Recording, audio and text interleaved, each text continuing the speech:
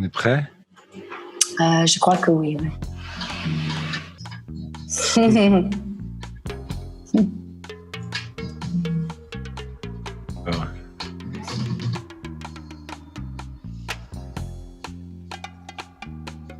Alors, Alors, et prends ton voilà. temps. Mais je prends mon temps parce que c'est exactement ce qu'on va faire. On va prendre notre temps puisque je suis avec toi, avec Muriel Cohen. Alors dans un monde où d'habitude l'anonymat est plutôt roi, où les trophées sont les pseudos qu'on utilise, ben non, moi je suis avec Muriel Cohen.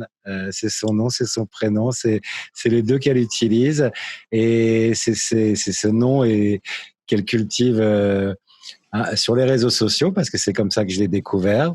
Quelques articles sur elle et puis surtout dans la rue. Et voilà, et Muriel Cohen est une fucking putain d'artiste. Voilà, il faut le dire. Merci. Si vous promenez à Tel Aviv, à Florentine, à Nachalat Benyamin, à mon avis, plus d'une fois vous êtes dit en regardant un de ces trucs, ouais, c'est bien ça.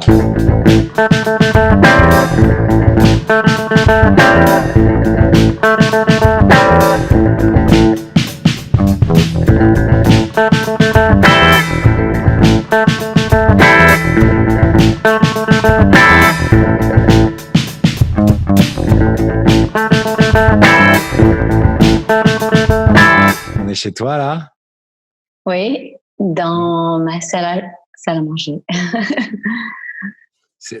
On est chez toi, mais où? C'est où chez toi? J'habite dans un moshav à côté d'Ashkelon. D'accord. Donc on n'est pas en milieu street. C'est pas là où tu officies. C'est Non. pas là où tu. Ok. Bon. Alors voilà, je pose la question fatale, mais normale quoi. Qui es-tu, Muriel? Je suis québécoise, d'origine marocaine, des deux parents. J'ai habité à Paris, à Milan, à New York, à Londres. Et là, j'habite en Israël. D'accord. Depuis 13 ans déjà. Donc on va avoir l'occasion de parce que tu as fait beaucoup de villes, tu as fait des endroits très différents, mais il y a des raisons évidemment pour ça. Ouais. Tu peins, tu utilises la rue comme territoire. C'est ton activité principale ou pas? Oui. D'accord. J'ai plusieurs activités qui marchent en même temps, mais c'est une des activités, ouais, plus ou moins. D'accord. Mais alors, mais t'as toujours été street artiste? T'es né street artiste? Non, je suis pas née street artiste. Je savais même pas que j'étais artiste. C'est-à-dire, je sais même pas comment, d'origine, je sais pas comment dessiner réellement. J'ai tout appris sur YouTube. T'as appris sur plus YouTube? Ou moins. Ouais. Ok. C'est-à-dire, j'ai fait mon premier portrait, c'était en 2001. Alors, de là, je faisais que des portraits, j'ai arrêté pendant un moment et du coup, j'ai voulu commencer à faire de l'art encore et j'ai décidé de faire du street art. Alors, pour apprendre comment faire des pochoirs ou des techniques, j'ai dû apprendre sur YouTube. J'ai fait pas mal de recherches. Alors, attends, viens, on va reprendre depuis le départ. Ok. À la base de la base, puisque tu as dit que tu étais canadienne, en fait, tu avais vécu au Canada, à Québec. Ouais. Tu faisais quoi là-bas, en fait? J'ai quitté à l'âge de 17 ans. Alors, high school. Ok. Et après? Et j'ai eu une chance d'être découverte dans la rue de Montréal à une agence. Et quelques mois plus tard, je me suis retrouvée à Paris en tant que mannequin. Et je crois que c'est là où ça a commencé comme l'école de la vie pour moi. Combien de temps t'as fait ça? De 17 ans à 21 ans, je crois. 21 ans, ouais. Ok. Du coup, t'as changé d'univers. Ouais. d'univers parce que j'étais dans une agence où dans le secteur de l'agence, il y avait aux États-Unis, en tous les cas pas en France ou en Europe, il y a un secteur acteur pour les artistes qui font, je sais pas, des pubs ou du cinéma, des films qui viennent de Los Angeles pour recruter des mannequins pour des small parts. Alors, j'ai commencé avec un film Spike Lee, Summer of Sam. Ah, c'était mon premier. T'as commencé lourd alors, parce que Spike Lee, c'est pas... C'est grand, ouais. C'était très voilà. grand. Et du coup, j'ai pris des cours. C'était lequel de Spike Lee? Et c'est drôle. Summer of Sam. Summer of Sam, ok. Ouais. Et c'était mon premier rôle. Ça m'a vraiment impressionnée, je crois. Parce que quand j'ai vu le montage après, j'ai dit waouh, c'est pas mal. Pas mal du tout. Okay, donc c'est une expérience que tu as aimée. J'ai adoré. Ça te changeait du côté modèle et donc tu as continué. Ouais, avec cette agence-là, je leur ai dit, écoute, j'ai plus envie de faire le mannequinat, ça m'intéresse pas. Est-ce qu'on peut pousser ce secteur artiste, comédienne? Et du coup, ouais, ils m'ont bien poussé et je commençais à travailler assez bien, vite. Et après, je les ai laissés parce que je devais avoir une meilleure représentation. Et j'avais un manager et une agence. Et du coup, je travaillais pas mal. Donc, si on tape Muriel Cohen sur Google, on trouve... Non, c'était Muriel Arden. Ah, mais quand j'étais dans Summer of Sam, c'était Muriel Cohen. Mais parce que directement, j'ai changé mon nom. C'est-à-dire, mon manager, il a changé mon nom. Donc, modèle, actrice. Donc, on est loin de ce qui se passe aujourd'hui, quoi. C'est ce qui est intéressant, c'est le chemin que tu vas nous raconter, quoi. Comment on passe de ça à ça. Et ok, donc alors on t'écoute, on continue. Ok, alors je travaillais pas mal et je me disais bon, j'ai pas envie d'être comment dire. Je voulais prendre des cours, mais je voulais prendre des cours un peu underground. Et du coup, le premier cours, c'était que de la technique, ok. Il y avait pas de screen, il y avait rien de ça. C'est que technique. Et il y avait des techniques comme la première technique, c'était il me mettait devant un des étudiants. Il a dit ok, je te mets devant comme ça. On est assis devant. Il a dit tu parles à peine. Et ce que tu ressens sur le moment, tu peux le dire, mais en moins d'une phrase. J'ai rien compris. Ok, il me met avec un mec devant, comme ça, on se regarde. L'important, c'est de se regarder dans les yeux. J'ai dit, ok, on va se regarder dans les yeux. Et on se regarde dans les yeux, et on dit rien. Et les moments passent. C'est ça, il faut dire les moments. Comme si je le fais avec toi. Si tu te mets de côté comme ça, je peux pas voir ton visage. Parce qu'il y a moi. Voilà. Si je te regarde. Ouais. Ça a commencé là? Ouais. Ouais, mais là, on se regarde pas en face. Non, c'est dommage. Pardon. On peut pas être non, on peut pas. Tu peux pas me dire. Mais je peux essayer quand même. Non, je peux quand même. Vas-y. Ok. Je teste.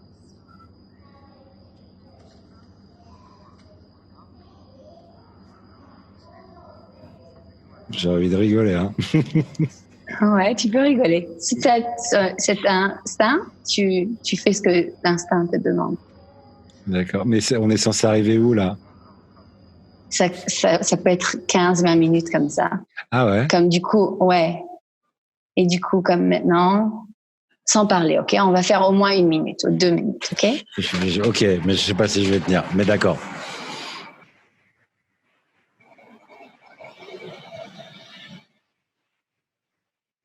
Ok, tu attends.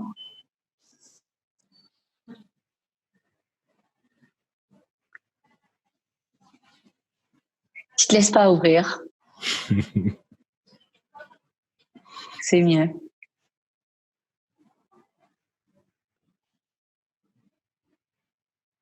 Là, c'est moi que je vois, donc tu vois, là, il y a un problème. C'est moi, je me regardais, moi. Mais dis merde, il se passe rien. Parce que tu attends. Tu attends. Mais Ok. ok. Alors ça, c'était un des trucs. Okay. Un autre truc. C'est rigolo, mais la config ici avec le zoom est pas terrible pour pouvoir le faire vraiment efficacement. Okay. Qu'est-ce qui a fait que t'as pas continué là-dedans en fait? Ou alors où t'es arrivé après ça quoi? Je suis allée chez un copain, c'était un photographe. Je voyais qu'il avait plein de bouquins comme ça, d'artistes. Et j'ai vu comme un des premiers, c'était Henri Matisse. Alors, je connais bien Henri Matisse quand j'étais mannequin. J'avais vu très souvent ses peintures d'exposition dans tous les musées que j'étais en Europe. Quand j'étais mannequin, la moitié de la journée était consacrée au travail et l'autre moitié, j'avais du temps libre, alors j'allais souvent dans les musées. C'était mes amis.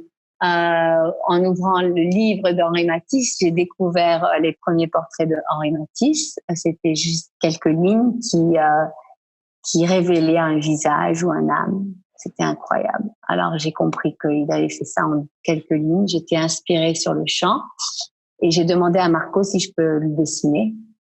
Et il m'a dit ouais, tu peux me peindre. Alors je l'ai peint. Et j'ai regardé ce que j'ai fait. J'ai essayé de faire le plus vite possible. Et je crois que ça m'a pris 1 minute et demie, un truc comme ça. J'ai fait son portrait. Et j'étais très étonnée de voir que ça m'a vraiment plu. Alors que t'avais jamais vraiment dessiné de ta vie, quoi. Je savais même pas comment dessiner un chat. Rien. Jusqu'à présent, je crois que je sais même pas dessiner un chat ou un cheval. Mais là, t'as réussi à restituer des traits et c'était convaincant. Je crois le lendemain, je suis allée à Pearl Paint et j'ai acheté la résine et un bloc de feuilles de papier de bonne qualité. Et directement, je suis sortie du magasin. Je me souviens, je me suis précipitée vers un homme. Je lui ai dit, est-ce que je peux dessiner votre portrait? Et il a dit, OK, pourquoi pas. Enfin. Et voilà, je l'ai dessiné. Dans la rue, comme ça. Ouais, parce que je devais commencer quelque part et je gardais pas les portraits. Je leur donnais leurs portraits. Mm-hmm. Et du coup, je faisais ça tous les soirs. De toutes les manières, je marchais tous les soirs dans la nuit. Tous les nuits, j'allais toute seule dans la nuit et je marche 2-3 heures. Je rencontre le monde, que ça soit homeless ou que ça soit une femme qui est assise comme ça, un homme. Je rencontre tout le temps. Ou si je rencontrais pas, je marchais. C'était comme un exercice. Tous les soirs, je faisais ça. Alors du coup, j'ai dit pourquoi pas amener ma résine et mon bloc de feuilles de papier. Je dessinais le monde. Je leur donnais des portraits. Et du coup, je dessinais tellement que j'ai arrêté de regarder sur la page. Je le fais en 30 secondes et je regarde dans les yeux. Et j'ai réalisé que les yeux me donnent de l'information, comme un scan. Et viens, je vais te dessiner. On va voir ce que je vais t'écrire. Ah, j'ai un portrait de 30 secondes là? Ouais. Alors, regarde-moi dans les yeux. Mais regarde là. Pour là, que je puisse voir. Ouais, exactement. Regarde là. Ouais, okay. Ne bouge pas, 30 secondes, ok? Mais c'est faussé parce que tu sais très bien que non, je te vois. Ouais. Je te vois. D'accord, okay. Mais moi, je te regarde pas vraiment dans les yeux là. 2, 3. J'ai peur. Je commence.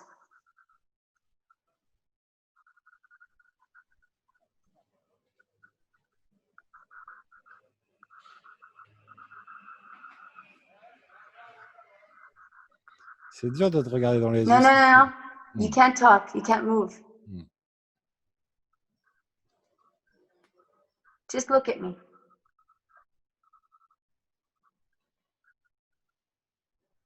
It's very hard, you understand, to look at people? Let me do the talking. It's very hard. Look at me. No, look at me. It's very hard. People are not used to looking at people. Let me talk. So you don't know what to do with yourself. You understand? Mm-hmm. And it's normal because nobody looks at people in the eyes. Okay? And you don't know what to do with yourself. Every second feels like a minute. Okay, I'm done. J'ai fini. J'écris quelque chose, c'est à toi.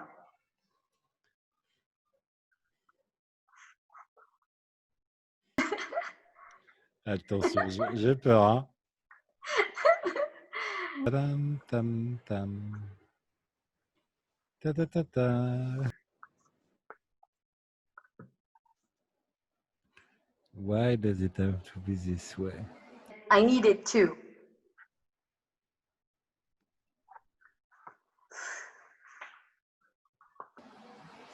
C'est pas mal. J'aime bien. Donc, merci pour ce portrait. Au revoir. Ciao. Non, termine pas comme ça. Non, je rigole. Donc, non, mais c'est cool. Et donc, ces portraits, ils t'ont mené à quelque part, hein. Mais t'as réglé, t'avais des problèmes d'eczéma, c'est ça? T'es venu en Israël. Alors, je suis venue en Israël, j'ai rencontré le père le premier jour où je suis arrivée à la mer Morte. Et du coup, je suis revenue, je suis tombée enceinte. Ma vie, elle a pris un autre chemin comme ça. Du coup, après 2 ans et demi, je l'ai quitté. Et j'étais en Israël toute seule. Et je me suis trouvée un kibbutz. Donc, on avait perdu Muriel. On l'a retrouvée. Ce qui est magique avec quand c'est pas du live, c'est que il s'est passé 1 heure entre le moment où je parle là et le moment où alors qu'en fait il y a même pas 3 secondes qui la personne qui va regarder. En fait, il est quand même, parce que j'aime bien donner l'heure, il est exactement, on est alors à l'heure de cet enregistrement, on est lundi 29 juin, il est minuit 11, presque minuit 12 en Israël. Et toi, tu es près d'Ashkelon, c'est ça? Ouais. Et moi, je suis à Tel Aviv. Voilà. Moi, je sais que quand on a parlé, qu'on a préparé cette émission, parce qu'on l'a quand même un peu préparé, on a un peu discuté quand même, tu m'avais dit que, justement, et tu en as parlé aussi tout à l'heure, tu avais commencé à monnayer, pour entrer dans les festivals, tu avais monnayé tes portraits de 30 secondes. OK. Et donc, tu as commencé à te servir de ça pour entrer. C'est là que tu as repéré ton mari là, actuel, on va dire, avec qui tu es là aujourd'hui. Et, et après, qu'est-ce qui s'est passé? C'est-à-dire que comment t'es passé de je fais des portraits, où là, c'était purement alimentaire, en fait, si j'ai bien compris, à ce stade-là, à là, maintenant, aujourd'hui? C'est-à-dire que j'ai pas vraiment fait des portraits jusqu'à que j'ai rencontré mon mari. Et mon mari est musicien, alors on allait souvent dans des festivals et je dessinais. J'ai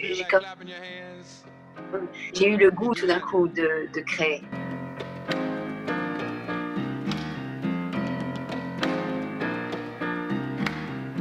Standing in the ruins of another black man's life.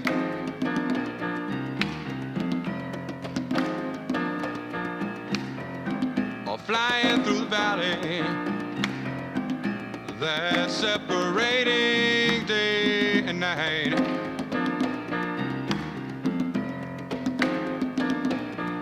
I am death, cried the vulture. Yes, for the people of the light.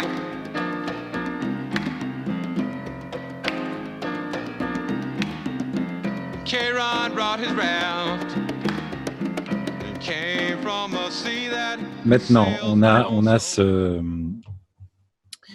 moment où tu commences à te dire, OK, j'ai fait mes portraits, j'ai fait ça. Et qu'est-ce qui s'est passé? Quand est-ce que ça t'a repris de remettre tes mains dans l'art, en fait?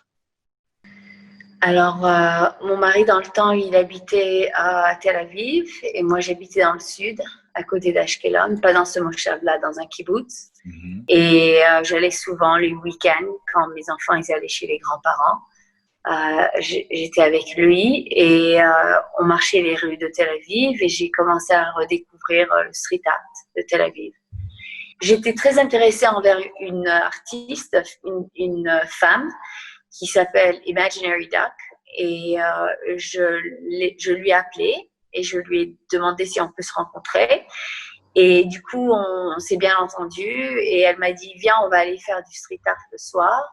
Mais j'aimais pas faire du street art au début parce que j'aimais pas travailler la nuit. Pendant la journée, c'est bien plus intéressant parce que déjà, tu peux bien voir ce que tu es en train de faire. C'est moins, c'est-à-dire les gens, ils attendent pas que c'est illégal parce qu'ils pensent que c'est quelque chose de la nuit. Et en le faisant pendant la journée, ça a l'air que j'ai été commissionnée pour faire le mur. Alors j'ai moins peur. en Israël, peindre sur les murs non autorisés, je crois que ça vaut très très cher. Ouais, mais pas aussi cher que les États-Unis ou la France. Ah ouais? Ouais. Il me semble avoir une discussion avec un policier il y a quelques temps qui m'avait quand même annoncé une somme assez exorbitante. Ben, j'ai jamais payé cette somme parce que, d'ailleurs, 3 policiers m'ont arrêté dans ma carrière de street artiste et je m'en suis sortie. Oui, là tu parles de la supériorité féminine dans ce moment, dans ce genre de moment. Non, non, c'est l'impulsion, c'est d'étudier le moment, c'est excitant. Alors, je sais pas, je ressens, c'est ce que je pense, hein. Je suis pas à 100% sûre, mais tu sais, quand on travaille avec l'instinct, les moments nous racontent qu'est-ce qu'il faut faire, quel est le prochain moment, tu sais. Alors, quand je me suis fait arrêter par les policiers, je leur ai parlé, je leur ai dit, écoute, je leur ai raconté ce que je connais. Je leur disais, écoute, j'ai eu une permission de tel homme dans l'immeuble, j'ai même arrangé l'immeuble, j'ai même arrangé le mur, parce que c'est vrai, je viens avec mon spartel, j'arrange les murs, je les couvre, je les peins, je les arrange avant de me précipiter vers le mur. Ouais. Et je documente. Je prends des photos et je leur montre ce que j'ai fait, quels sont les étapes. Okay. Et je crois que jusqu'à présent, je crois qu'ils ont respecté l'idée que ça n'a pas été fait genre avec du vice, ça a été fait avec beaucoup de cœur. Et ce qui était avant et ce que je vais faire, il y a une grande différence. Alors, ils ont apprécié. Mais avant d'explorer avec l'art, j'écris des phrases. Alors, j'ai un bouquin où j'écris des phrases sur le sujet qui me vient. Comme ça, c'est comme j'appelle ça des one-liner poems. C'est comme des poèmes de une phrase ou 2 phrases. Okay. Tu sais, une phrase plutôt. J'ai un bouquin ici. Tu veux que je te lis quelques phrases? Allez, ouais. Allez. Okay. Ça, c'est mon bouquin. C'est là où tu écris toutes tes phrases, quoi. Ouais. Et j'ai plein. Tu sais, des fois, j'ai pas le bouquin avec moi, alors j'écris sur des feuilles comme ça. Je les mets dedans. Montre à quoi ça ressemble. Bon, j'écris ces phrases comme ça et tout ce qui est rose, je les ai mis dans la rue déjà. Ça, c'est Dancing Towards the Stars. J'ai une série sur les réfugiés, de collage. J'ai une série sur Beautiful Women. Il y a des séries que j'ai même pas fait, une série sur la société, politique. Donc ça, c'est le carnet de Muriel Cohen. Tu m'as dit aussi que tu avais une petite galerie. Je passe à ce sujet, mais c'est lié. Tu as une petite galerie à Tel Aviv aussi? Oui, elle s'appelle Tiny Tiny. Et c'est la plus petite galerie au monde et elle reste fermée, c'est comme une vitrine. C'est comme tu peux rentrer dedans, mais l'idée, le concept, c'est qu'elle reste fermée et tous les mois, un différent artiste peut montrer dans la galerie. Et il y a un mur communautaire à côté de la galerie et sur ce mur, tout le monde laisse son empreinte. Tous ces artistes qu'ils ont montrés dans la galerie, ils laissent leur empreinte sur le mur et c'est un collage de tous les artistes qu'ils ont montrés dans la galerie sur ce mur-là. C'est où à Tel Aviv? C'est 18 rue Florentine, à Florentine. Donc c'est sur ça qu'on va se quitter avec donc c'est cette histoire quand même d'un parcours extrêmement éclectique qui a commencé aux antipodes de ce que tu es aujourd'hui, dans des grandes villes, dans des grands avec des boulots très visibles, etc. Et là aujourd'hui en Israël avec une démarche beaucoup plus visible, mais pas dans le même sens, pas avec la même émotion, pas avec la même âme, pas les mêmes énergies. Donc voilà, on te souhaite et avec le talent que tu as de continuer, de percer. Merci. Et voilà. Merci. Maestro.